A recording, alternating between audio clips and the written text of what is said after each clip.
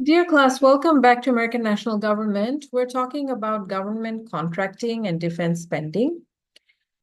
If you remember from a previous slide from the Cato Institute, we looked at the breakdown of funding, federal funding for defense and also non-defense contractors, right?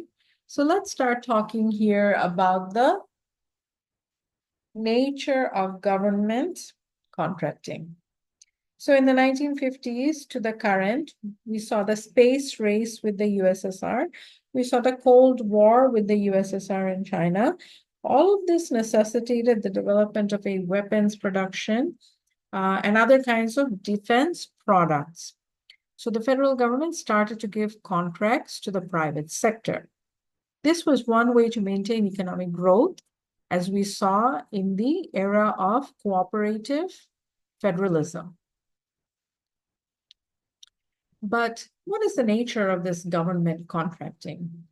Basically, the government realized through the New Deal that if it spent money on buying goods and services, then companies or the business sector in the country would be fully, it would grow and it would be fully employed in the sense that the number of people in the workforce would find jobs, right? Because companies are growing, they need constant number of people to work. And so you'd see a good, stable economic situation. With World War II, we saw a rise in the demand for the workforce, right? So you see a lot of people were able to find work. Now, the government realized this is a good way to beef up the economy. So it starts to do this on a permanent basis. It gives contracts to corporations and nonprofits to do the work that it normally does. Fortune 500 companies, NASDAQ companies, they all become reliant on the government in some way or the other. So they receive trillions of dollars in government contracts. From accounting companies to construction, laundry businesses, all of the work has to be done by somebody, right? And so because the government has, the federal government employs many people, not just the civilian bureaucracy, but the military. So there's a lot of money involved. Largest corporations tend to get the businesses. So there's about $500 billion in contracts for businesses. And this is just for what the amount that's disclosed, right? So we know that a lot of it is not disclosed. It's kept in, we're kept in the dark about defense expenditures. Small businesses cannot usually get these contracts. Mostly they are for big business. So the accounting and reporting standards are so complicated that most companies that get the contracts have to hire specialized accounting staff. Otherwise, they end up losing the money. About 20% of all these contracts go to small businesses initially. So the source of this information, look for the small business guide and also this grow your small business through government contracting.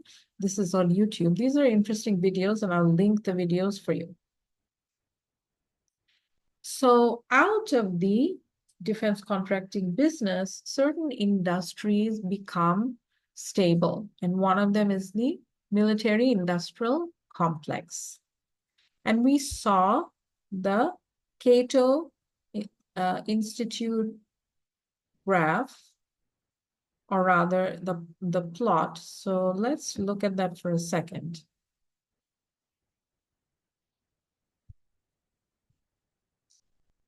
Here we are, a century of federal spending from 1925 to 2025, and it's by Chris Edwards, published in 2023. And remember this one, a century of government spending, federal outlays as a percentage of GDP.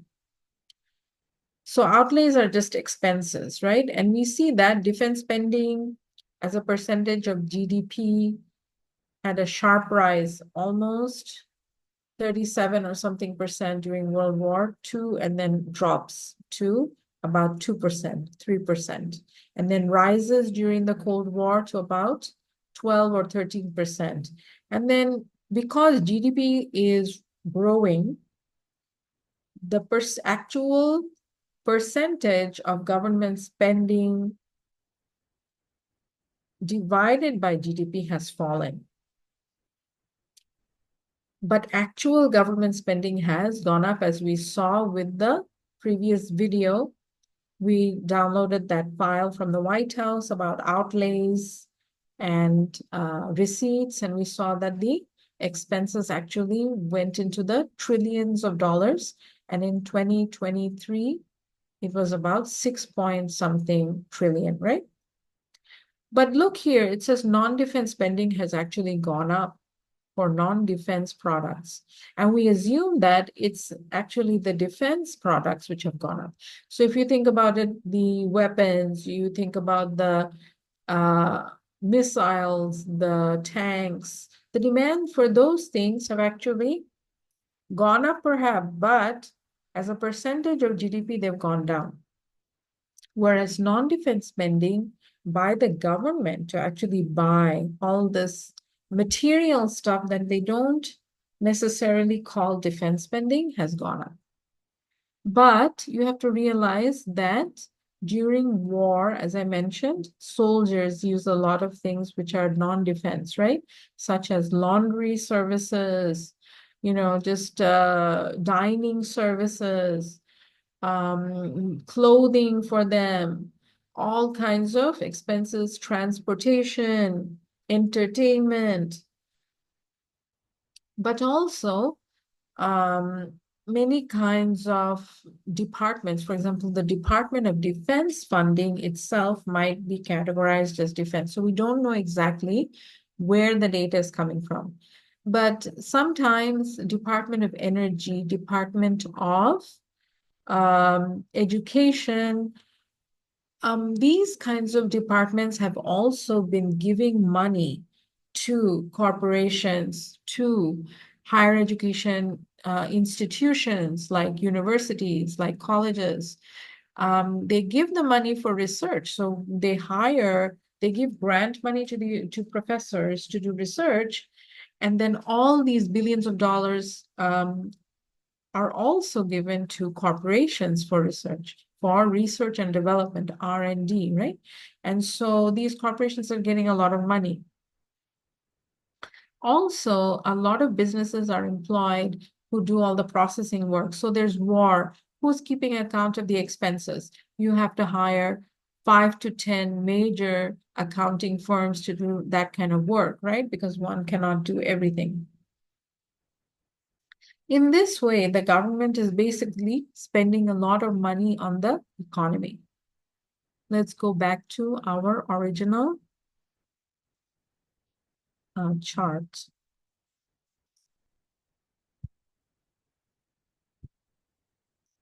So we saw all of that last time.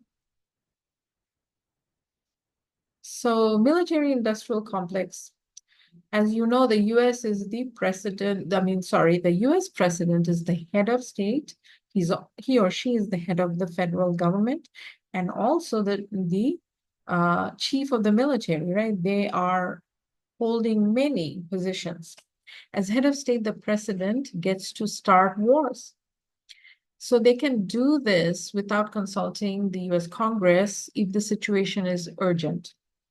The Congress needs to give approval by 90 days or the war has to stop. So this is an interesting situation. Before the Congress has to declare war, but the Congress has actually been giving up this power to the president for a long time. We call this the war powers, right? The presidential war powers.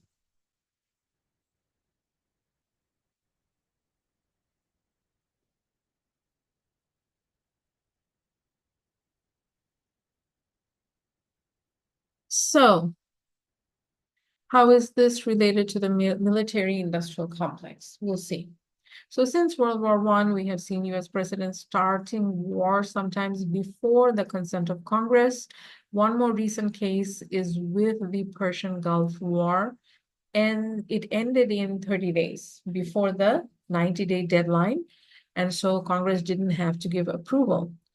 With such wars, however, comes the business aspect and defense contractors and non-defense contractors as well, right? So the moment you start using a particular type of missile or weapon system or whatever, you know that you're going to need better and better. So the demand for the defense and the non-defense goes up at the same time. Defense contractors. So during World War II, governments gave large contracts to defense companies. And you can say that they got greedy or dependent, right? But they were definitely being given these handouts, right? So how do you sustain this?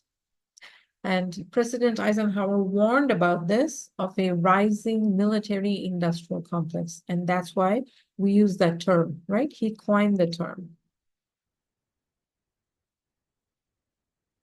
So the defense budget has actually blown up, even though the percentage against GDP, the number is supposedly low, but we actually don't know the defense budget actual amount. A lot of this is on a need-to-know basis. It's secret stuff. At the federal level, the government increased spending on defense starting in World War II and then continued over the Cold War and with USSR and China until the 1950s. When the Cold War ended with USSR and also China, because US established trade with China, the US government increased defense spending to fight rogue states. So other kinds of needs had to be shown. For a short window, there was the promise of opening up the USSR, or now that it became the Russian Federation, to opening it up to trade. And then we saw the Russian government becoming involved in global politics just like it had before. And so that kind of Cold War relationship reestablished. And after September 11, 2001, the attack on World Trade Center, we see a considerable amount of funding going towards fighting terrorism. So the US basically justified its spending on defense by saying, well, we now have another problem to deal with, not just Russia, but we have these groups that are going around terrorizing, right? So what's going on? How do we fight them? Let's put tons of money in it. Let's give money to our friends, right? Funding for Space Exploration and National Security Act. During the Cold War era, it was, very high. We thought the aliens were coming, right?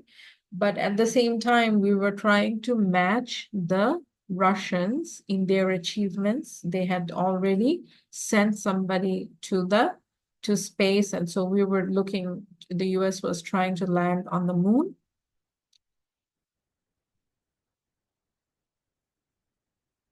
So we see during this time a changing boogeyman, always needed to some extent, right?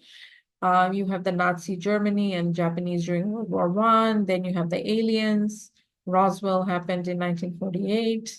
After that, everyone gets worried about the aliens. And then you have the communist fear of China, Cuba, USSR. Then you have the Iranians and the Arabs, and now we're throwing the term terrorist in there, right? USSR falls, but Russia is back by 2000 and basically knocking heads with the US, right? And then now we're dealing with NATO expansion and how that is a problem for Russia. We also see privatization of the military since 2003. we saw private militia being employed by the US government to fight in Iraq, especially in places where the US government did not want the US military to get involved. US defense spending. Take a look at the military budget stuff of China, USSR, Russia, and US. And we're going to use Wikipedia, which actually has been collecting a lot of information. Here is 1950s to 2022, and you see the world military budgets by major powers, right? Expenditures, military expenditures. So here we are, other NATO. Here we see the US. China is the red stuff. Russia is the dark red. And gray are other countries. So no, Russia and China are not spending more money. So basically, the other countries are combined other countries, like the rest of the world, kind of. And so the total comes up larger than these countries, which actually doesn't look very sensible. Let's look at the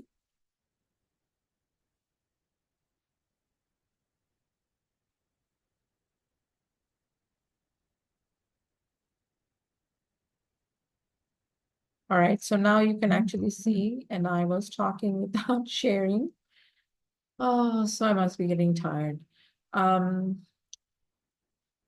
Let us reduce this page if possible.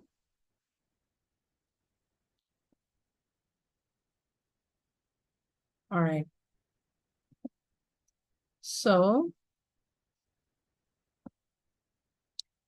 the total for the US is 812 billion, as you can see here.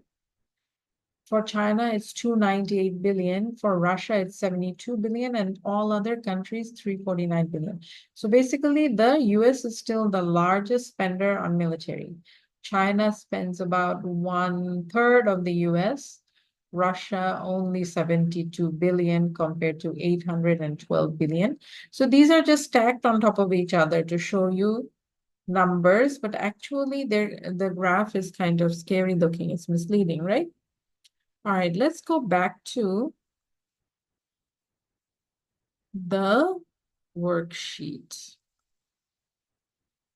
All right, so federal debt literally blows up during this time compared to the 1770s, right? And we looked at that earlier. Reagan's new federalism. So what did Reagan do? Reagan era is called New Federalism. Why? Why is it a special name? Isn't it just cooperative federalism? But actually, Reagan proposes that there's too much conditionalities, paperwork, accounting, tracking of state governments. So he says, as far as state government goes, stop tracking them. They're the government. They're still part of the US government. Give them the block grants and walk away. That's less paperwork for us. We don't care how they do stuff. Just let them do their own thing. Less bureaucracy is more savings, right? It's more savings for the federal government. We don't need to hire 200 accounting firms to track the 50 state governments, for God's sake. We don't want to track the local governments either. Give them the money and let's just be done with it. States know what they need. We might be helping them, but we can't overdo it. States know what they need and we should just give them the money. However, Reagan is still part of this whole cooperative federalism in that he continues to spend money on defense. So during his time, we see that there is still the ballooning of the defense budget and non-defense spending. And we saw that in the graph with Let's see, we have the Cato Institute graph, and we'll go back right now and look at that.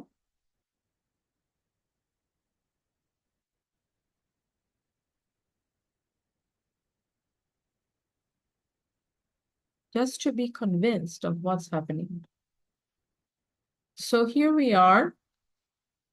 Reagan's around in the 80s to 88. So we see that during this 1950s, we see a rise, and then we see a leveling off of non-defense. And this is a percentage of the GDP. So what is happening here is not information enough. You have to go to the government outlays page with the White House, and you'll be able to look at that. I've uploaded it to the other readings module in Canvas. We see a leveling off, meaning it's the same percentage. It's 15% almost of the GDP, but GDP is growing.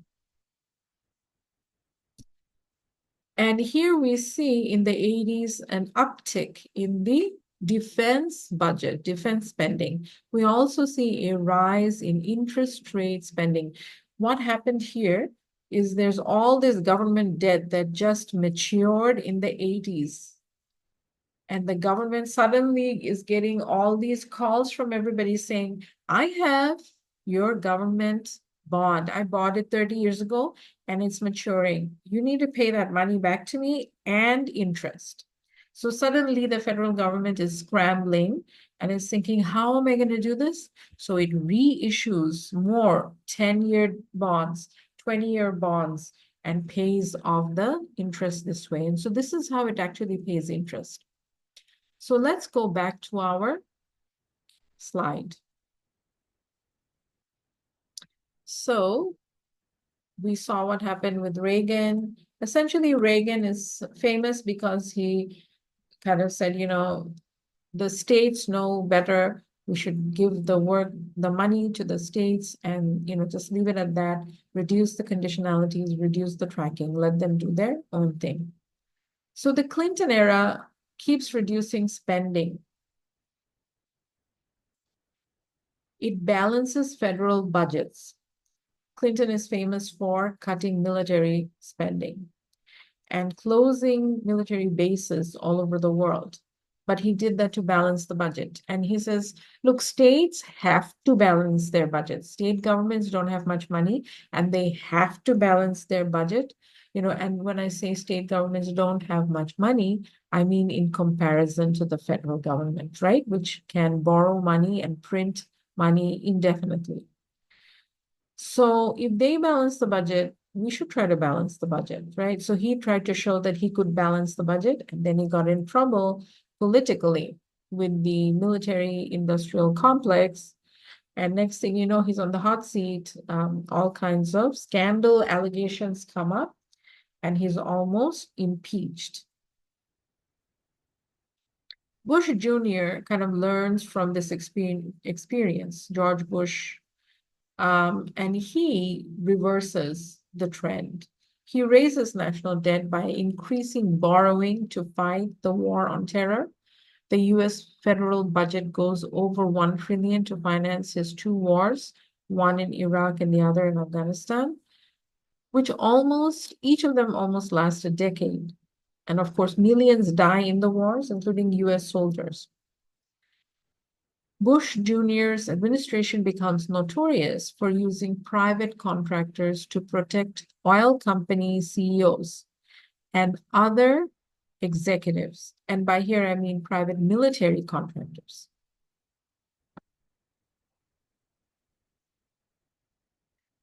And also for all the leaked accounts of torture on Iraqi civilians in Iraq, and of course, Afghanis in Guantanamo Bay.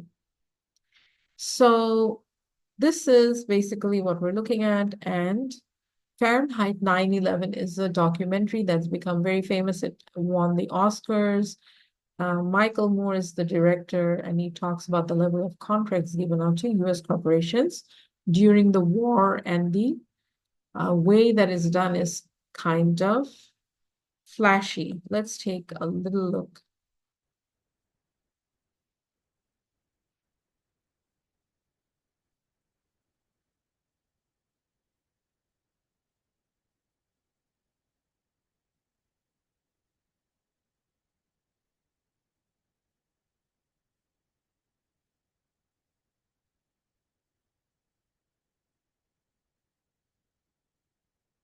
You can make people do anything if they're afraid. The FAA has taken the action to close all of the airports in the United States. All commercial and airline traffic was grounded. When we had some airplanes authorized at the highest levels of our government to pick up Osama bin Laden's family members and transport them out of this country. So this is the official trailer. I didn't want to spend the whole time watching it. You can watch it later. Just search for um, Fahrenheit 9/11 and you will find these things. So let me stop here, and then next time we'll talk more about what the war powers are.